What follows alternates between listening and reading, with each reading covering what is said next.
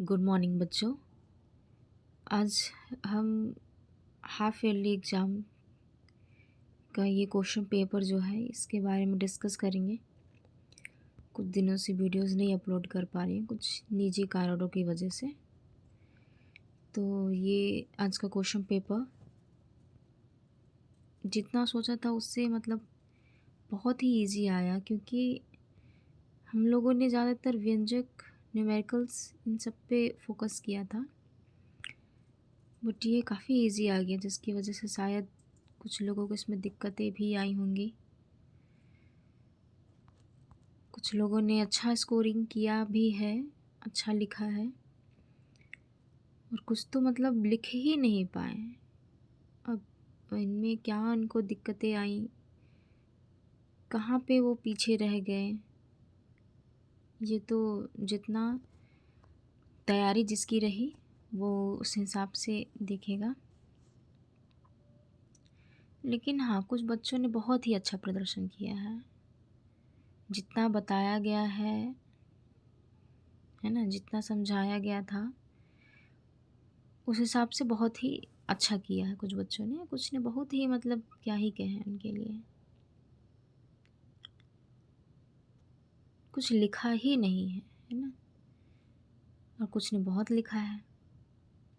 तो जैसे जिसकी तैयारी रही उस हिसाब से लिखा गया है। चलिए आगे देखते हैं हम। ये सही विकल्प है, प्रश्न क्रमांक 1 सही विकल्प। 1 जूल जो है वो तुल्य होता है ना, 1 जूल तुल्य होता है। किसके तुल्य होता है 1 जूल? तो इसका होगा ख नंबर 10 की घाते 7 अर्घ के तुल्य होता है ना, 10 की घाते 7 अर्घ के तुल्य होता है। और एक असमान त्वरण होने पर वेग समय ग्राफ कितना होगा?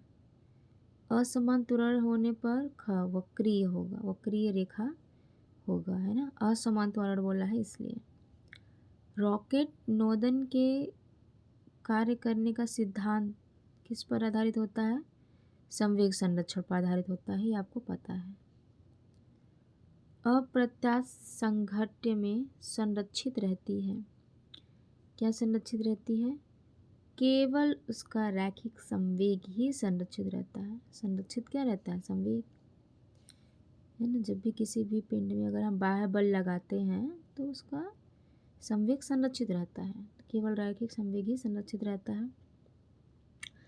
जड़त्व आघूर्ण का SI मात्रक क्या हो जाएगा? किलोग्राम इंटू मीटर का स्क्वायर। पृथ्वी सूर्य के परिक्रमा 1 वर्ष में करती है। यदि उसके बीच की दूरी दोगुनी कर दी जाए तो नवीन परिक्रमण काल क्या होगा? 2√2 वर्ष, है ना, ये हो जाएगा। और 05.51 में सार्थक अंकों की संख्या कितनी है? 3, है ना। और वेग समय ग्राफ का समय अक्ष से घिरा जो क्षेत्रफल है वह क्या बताता है? विस्थापन बताता है। प्रक्षेप्य का प्रक्षेपण वेग 2 गुना करने पर उसकी क्षैतिज परास कितनी हो जाएगी? 4 गुना। क्षैतिज परास कितनी हो जाएगी? 4 गुना हो जाएगी, है ना। और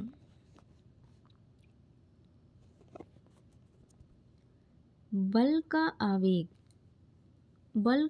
बराबर होता है संवेग में परिवर्तन के। बल का आवेग किसके बराबर होता है? संवेग में परिवर्तन के। गतिज ऊर्जा के तथा संवेग P में संबंध क्या है? तो इसमें संबंध है P² बराबर होता है 2km, है ना, या 2m के, जिसमें P बराबर हम लिख सकते हैं √2m के। ठीक है, तो गतिज ऊर्जा के तथा संवेग में संबंध क्या हो जाएगा? P √2m के। जब किसी निकाय पर लगने वाला बाह्य बल आघूर्ण 0 होता है तो उसका क्या संरक्षित रहता है? बाह्य बल आघूर्ण अगर शून्य है तो उसका कोणीय संवेग क्या रहता है? संरक्षित कोणीय संवेग, कोणीय संवेग संरक्षित रहता है। क्या संरक्षित रहता है उसका? कोणीय संवेग। यह है 6वां नंबर का आंसर। अब सही जोड़ी देख लीजिए। प्रतिबल, प्रतिबल का फॉर्मूला क्या होता है? प्रतिबल बराबर होता है F/A, है ना, मतलब बल बटे क्षेत्रफल। क्या होगा? बल बटे क्षेत्रफल होगा इसका। इसका ये हो जाएगा बल बटे क्षेत्रफल, ग नंबर। हुक का नियम क्या होता है? प्रतिबल गुणे ये प्रतिबल जो है वो अनुक्रमानुपाती होगी किसके? विकृति के। बर्नौली का प्रमेय जैसा कि मैंने बताया था बहुत इंपॉर्टेंट है, ये ऊर्जा संरक्षक सिद्धांत पर आधारित होता है। इसका हो जाएगा ये क नंबर। स्टोक का नियम, जो स्टोक का नियम है वो क्या है? स्टोक का नियम जो है वो आपका हो जाएगा ये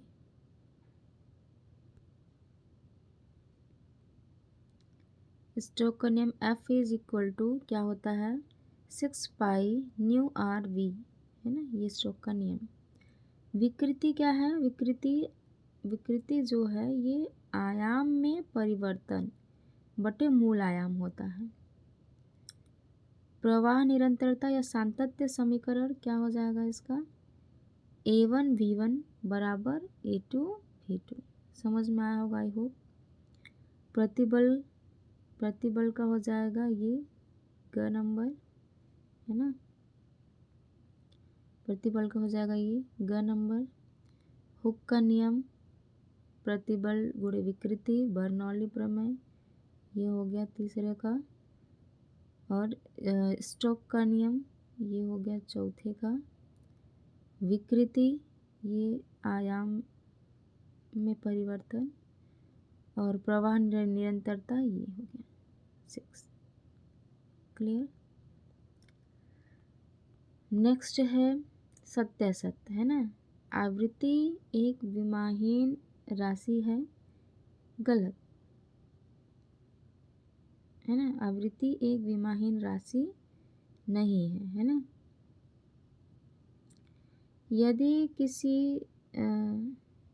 यदि किसी गतिमान वस्तु की छठी परिस्थिति x is equal to 3t-1 द्वारा की जाती है तो t बराबर 2 सेकेंड में वस्तु का वेग 3 मीटर पर सेकेंड होगा? हाँ होगा। कैसे होगा ये देख लीजिए, यहाँ पे मैंने निकाला भी है ना। क्या बोला है? वेग। तो वेग बराबर क्या होता है? विस्थापन बटे समय। तो विस्थापन कितना हुआ? dx में x की जगह पे हमने ये गुणा रखा 3t-1, और t के सापेक्ष इसका करना था अवकलन। t के सापेक्ष अवकलन करें तो कितना मिला हमें? 3, मतलब 3 मीटर पर सेकेंड। प्रक्षेप्य कोण थीटा अथवा थीटा 90 - थीटा पर 36 परास समान होता है। हाँ समान होता है, सत्य है ये। संचार उपग्रह का आवर्तकाल 12 घंटे का होता है? नहीं, संचार उपग्रह का आवर्तकाल जो होता है वो 24 घंटे का होता है ना। इनवार की प्रत्यास्थता पर ताप का प्रभाव नगण्य होता है? हाँ नगण्य होता है। ठीक है, चलिए अब आगे है एक शब्द या एक वाक्य में आंसर क्वेश्चन। एक बीकर में भरे जल को उंगली से अगर हिलाया, है ना, हिलाकर छोड़ने पर कुछ देर बाद वो क्यों रुक जाता है? तो इसका कुछ बच्चों ने वायुमंडलीय दाब, तरल दाब, है ना, ऐसा लिखा है। तो तरल दाब भी इसका सही आंसर है, लेकिन अगर करेक्ट कहेंगे तो श्यानता एक बहुत अच्छा शब्द है इस क्वेश्चन के लिए। है ना। किसी ठोस, दूसरा नंबर देखते हैं, किसी ठोस पदार्थ की प्रत्यास्थता, किसी ठोस पदार्थ की प्रत्यास्थता पर ताप का क्या प्रभाव पड़ता है। किसी भी ठोस की प्रत्यास्थता पर ताप का क्या प्रभाव पड़ता है, तो क्या हो जाती है, वो घट जाती है ना, घटती है, कुछ नहीं कम भी लिखा है, ये भी उनका सही है। नेक्स्ट, पृथ्वी पृथ्वी तल से h मीटर ऊंचाई पर 5 किलोग्राम द्रव्यमान के पत्थर की गुरुत्वीय स्थितिज ऊर्जा ज्ञात करनी है। तो गुरुत्वीय स्थितिज ऊर्जा बराबर तो हमको पता ही है ना, mgh होता है ना। तो पृथ्वी तल से h मीटर ऊंचाई पर, है ना, तो h तो हमें दिया ही है ना, h तो हमें दिया ही है, कितना दिया है, 10 दिया है। m भी दिया है, कितना दे दिया है, 5 दिया है। g ऑलरेडी दिया है, बस अब इस फॉर्मूले पे हमें रख देना है, mgh। तो m के जगह पे क्या लिखोगे आप, 5 गुणे h की जगह पे 10, गुरुत्वीय त्वरण भी कितना है, 10, ये पूरा कितना हो जाएगा, 500, है ना। और गुरुत्वीय स्थितिज ऊर्जा है, तो ऊर्जा का मात्रा क्या हो जाएगा, जूल, क्या हो जाएगा, जूल। अब यहाँ पे बहुत सारे बच्चों ने मिस्टेक किया। F बराबर आपको यहाँ पे दिया गया है, F बराबर दिया गया है 4J - 5K न्यूटन। विस्थापन उसमें कितना हुआ है, -4K, है ना। तो इसमें सदिश प्रोडक्ट का यूज करना था, तो 4K का आप मल्टीप्लाई इस J के साथ पहले करोगे, फिर K के साथ करोगे, है ना। तो J और K के साथ जब डॉट प्रोडक्ट होगा तो इसको तो कर देगा पूरा 0, और ये क्या आ जाएगा आपका, 4 में आप जब 5 का मल्टीप्लाई करोगे तो कितना देगा, 20 दे देगा। तो इसका जो किया गया कार्य है वो 20 होगा, 20 होगा उसका आंसर। बहुतों ने करेक्ट नहीं किया है।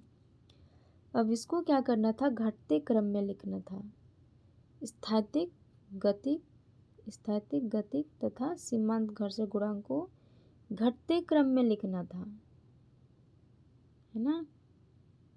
तो घटते क्रम में लिखना था, तो सबसे पहले आप स्थैतिक लिखते, इसके बाद सीमांत, फिर लास्ट में आपका क्या आता, गतिक। सिर्फ इसको अरेंज कर देना था बस, और कुछ नहीं करना था। स्थैतिक पहले, सीमांत दूसरे में, तीसरे में क्या है, गतिक।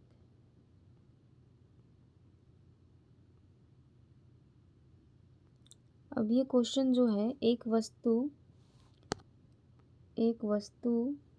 वेग 6 मीटर सेकेंड, वेग आपको दिया है, मतलब ये प्रारंभिक वेग है ना, ये आपको दिया है, u दिया हुआ है, क्या दिया हुआ है, u प्रारंभिक वेग कितना दिया हुआ है, 6 मीटर, तथा त्वरण मतलब a दिया हुआ है 1.5 से चलना प्रारंभ करती है, तथा वेग 15 मीटर पर सेकंड प्राप्त करती है, मतलब v भी दे दिया आपको, v कितना दे दिया, 15, है ना, प्राप्त करती है। तो 15 मीटर पर सेकंड में प्राप्त करने में लगा समय t यहाँ पूछा है आपको कि t क्या होगा।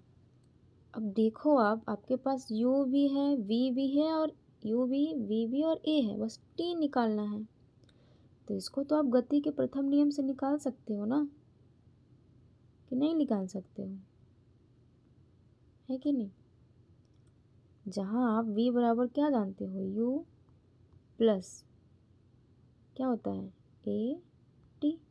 अब यहाँ पर t का मान निकालोगे, v माइनस u बटे a बराबर t। अब बस इसका मान रख दो, आंसर आ जाएगा, v minus u by a बराबर t।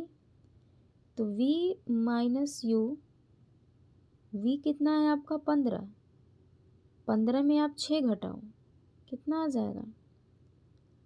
15 में 6 माइनस करोगे तो 9, है ना। और नीचे कितना दिया है त्वरण? 1.5, दशमलव हटाएंगे तो ऊपर एक 0, 15 छक्का 90, तब t बराबर कितना हो गया? 6 सेकेंड। ये था पहले का आंसर। अब एक पिंड की ऊंचाई मीनार से भूमि तक गिरने में 4 सेकेंड का समय लगता है। यदि गिरते एक समान त्वरण 9.8 मीटर पर सेकेंड हो तो मीनार की ऊंचाई बताइए। ये न्यूटन के दूसरे नियम से है। इसमें भी न्यूटन का दूसरा नियम लगेगा। इसमें आपको समय t दिया हुआ है, g दिया हुआ है, मीनार की ऊंचाई ज्ञात करनी है, मतलब विस्थापन ज्ञात करना है कितना हुआ, है ना। तो इस सब क्वेश्चंस को हम एक एक अलग अलग वीडियो बना के और उसमें हम आपको बताएंगे, है ना। इसमें बताना ही मुमकिन नहीं, थोड़ा बड़ा क्वेश्चन है बट है अच्छा क्वेश्चन, है ना। चलिए आगे बढ़ते हैं।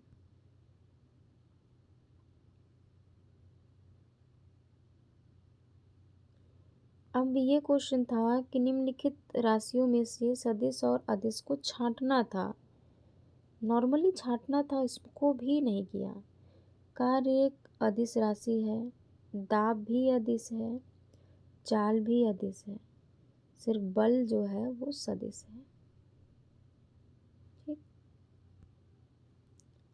नेक्स्ट है, एक मीनार की चोटी से एक पत्थर जिस समय क्षैतिज दिशा में फेंका जाता है उसी समय दूसरा